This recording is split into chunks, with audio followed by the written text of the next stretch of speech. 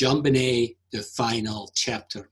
I'm a master profiler through written communication, and I use handwriting analysis, statement analysis, and behavioral trend analysis. Handwriting analysis gives us an idea about the personality traits, statement analysis about perspective, and behavioral trend analysis gives us an idea of somebody's behavioral pattern. I briefly wrote about JonBenét in my book, We Are the Same. It's the details that differ. This is an overview of behavioral style, motivation, and predictability. In my upcoming book, JonBenét, the final chapter, I will lay out the evidence for who wrote the note, why the note was written, and what potentially or very likely happened that night. And quite frankly, things are not what they seem to be. Part 1 summary of JonBenét, the final chapter, is that Patsy did not prioritize JonBenét in the 911 call, nor did John prioritize her in the CNN interview. John also curiously called the deliberate murder a tragedy, which implies it was an accident, and he wanted to know why it happened instead of what, implying he already knows what happened. On top of that, they were minimally cooperative with law enforcement. So who wrote the note? Well, a first look at the ransom note is that it was written on a notepad that had Patsy's doodles on it.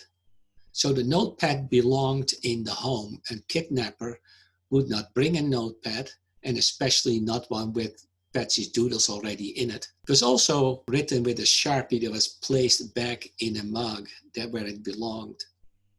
And that's interesting, especially since the ink of the Sharpie was unusual, and it was matched. The ink was matched of the ransom note with the Sharpie in the mug. So, who wrote the note? That's the question. Well, when we look at a note as a profiler or a question document examiner, we look on how people write, letter formation, letter combinations, but also word selection. And that is because language is infinitely diverse. You see, no two people write exactly the same. That is why you recognize your own handwriting, or that of your spouse, siblings, aunts, and uncles. And no two authors use the same language.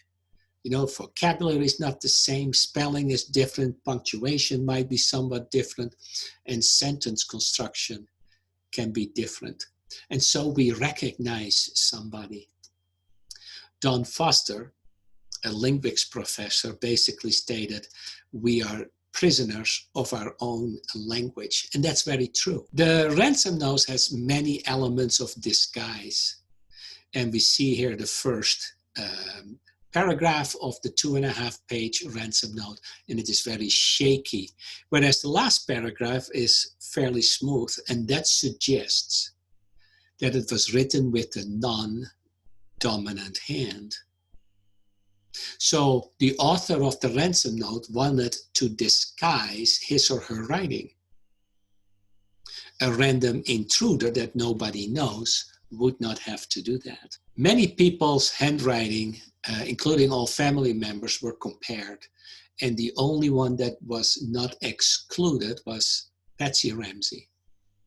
Here we see Patsy's writing on the left, Ramsey family and faction. And we see she uses a certain type of A, and that A returns in the ransom note, but then was altered by adding a little tail on top. Of course, certain A's were written quite smoothly as she got used to the writing, but it is pretty clear that the A was altered. We also see these alteration in the bottom of the T's and the top of the F's, where the crossbars were added later. Patsy normally writes her T stems like one straight down stroke. Now, we talked about punctuation, for instance, now and letter formation. Now, look here. On left is Mr. Ramsey. On the right is Mr. Ramsey. from Patsy in the ransom note. Now look at the first stem of the M. That is a downstroke followed by a retraced upstroke. That is the same, that is similar. The midsection does not come down to the baseline, and the period is floating mid-height of the R. Note also that the last stem of the M has a mild curvature to it. That's the same. And although the shape of the R is mildly different, the movement is the same. Patsy also has a tendency in her regular writing to drop the mid-zone I below the baseline. And we see there is a mild rightward curve on the bottom. The same happens in the ransom note. We also see that the periods above the I stems have a similar height and are either on top or to the right. We can see that the T stems often drop below the baseline. Patsy and the ransom note writer have that similarity as well. Note also how the T in 1000 has a mild curvature again. We see the same curvature in the T of withdraw. Patsy has a tendency to have an extended final in the letter C. We see that in instruction, faction, respect, and we see that reoccurring again in the ransom note in multiple places. This sample is the word constant.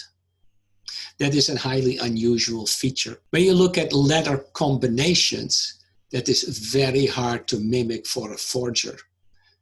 And here we see that in the word country, requested writing of Patsy, that the O is diminished as compared to the C and the U.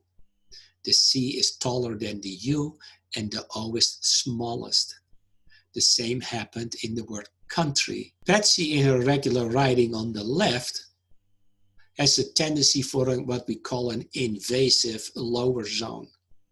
That is a longer lower zone, and the next line writes through that zone. We see the same thing happening in the ransom note. It is my belief, strong belief, that Patsy wrote the note. And I'm not the only one. Epstein, Liebman, and Miller all believe there's strong indications, high probability, or Patsy is the author of the note. Yubovsky, he worked for the CBI at the time, noted that he found 24 similarities out of 26 letters. And that is a very high number, basically stating Patsy is the author. Wong also did an excellent job. She wrote very likely the author, and Ziegler goes as far as others have done. Patsy is the writer. There's no doubt about it. Don Foster basically said the same thing as a linguistics expert, and I myself say Patsy is highly likely the author of the ransom note. Now, when you see so many similarities in writing, what are the odds that it is one and the same author? Well, we can use a coin toss model for this. You see, if I ask you to guess correctly heads or tails in one toss, you have a 1 in 2 chance. If I ask you to have the right sequence in 2 tosses, it is 1 in 4. You can have head, head, head, tails, tail, head, and tail, tail. With 20 tosses, the chance that you have the correct sequence is 1 over 1,000,000. In handwriting, we can place a similar model with a mild alteration. You see, if one letter can be written in 4 different ways, that means that if I write a letter R in one particular way, it will only take me 4 different writers on average to find somebody that writes their R the same as I do, or at least very similar. To find somebody that has 15 similarities in the way we write, that chance, the odds are 1 in over 1 billion. By the way, on average, DNA testing uses only 15 markers, which is already significant enough to determine authenticity of the DNA sample. Now, my point here is this. The odds that a random intruder entered the Ramsey's home and owns that many similar letter formations and combinations as well as arrangement of the note is literally 0 point nihil. We can say with great certainty, we can conclude with great certainty, Patsy is the author of the note.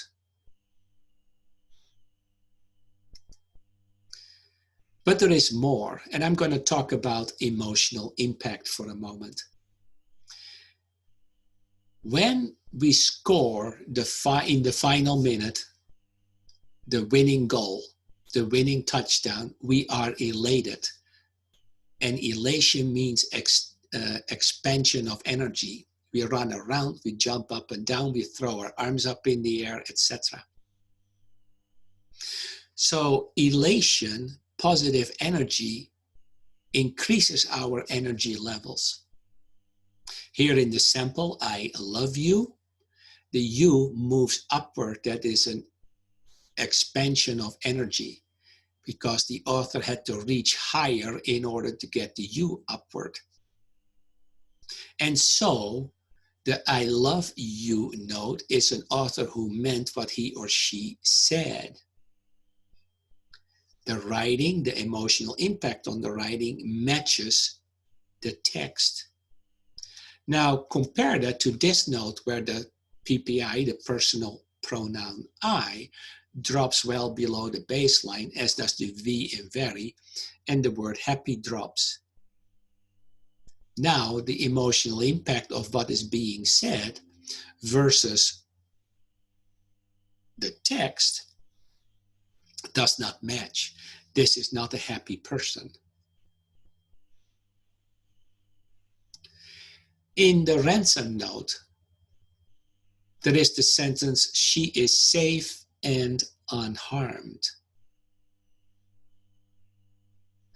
This was one of the first things I noticed when I saw the ransom note for the first time. You see, when you look at the word unharmed, we see that un is separated from harmed. And that happens when somebody has an intrusive thought. The hand continues to move slightly forward without the author noticing that. And then she wrote harmed. So the spacing in un and harmed is an intrusive thought. She is safe and unharmed created an emotional response, a thought. And then harmed cramped up. The body of the A is suddenly closed off. It is distorted. ARM combination is really tight and cramped. And that suggests that the author knew at the time of the writing that the child was dead, or at least harmed.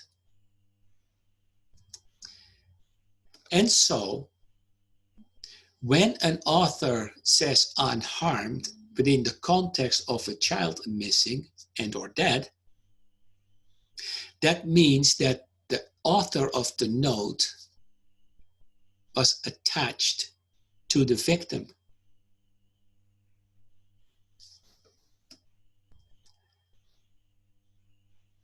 And given the context, it excludes an intruder.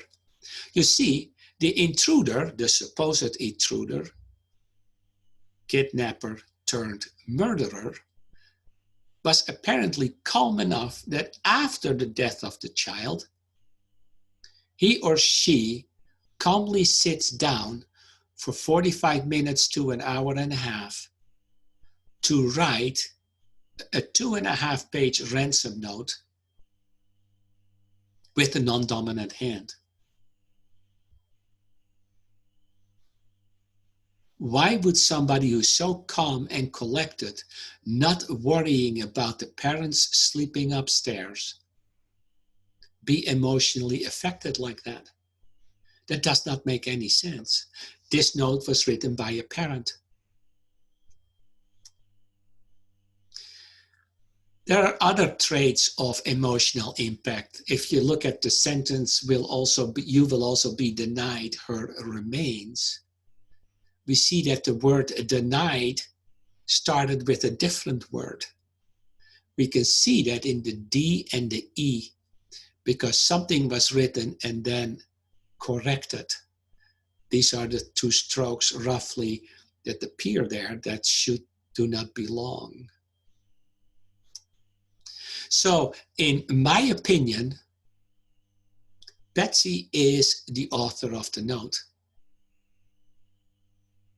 In part 3, Betsy wrote the note because the handwriting matches, emotional impact matches apparent, and it explains the 2.5-page ransom note. It is highly unusual for an intruder to write a 2.5-page ransom note inside the home. A kidnapper would bring a note. And it also explains why it was written in the home. Because the author never expected the child to be harmed. And that connects nicely with the idea why John Ramsey used the word tragedy.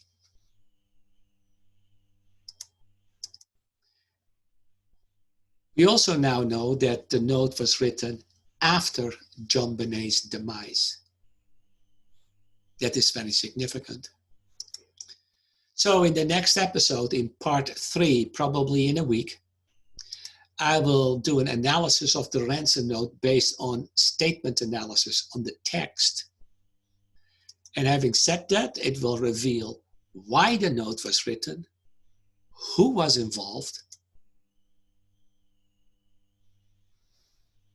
and most likely what happened within the context of the scenario that we know.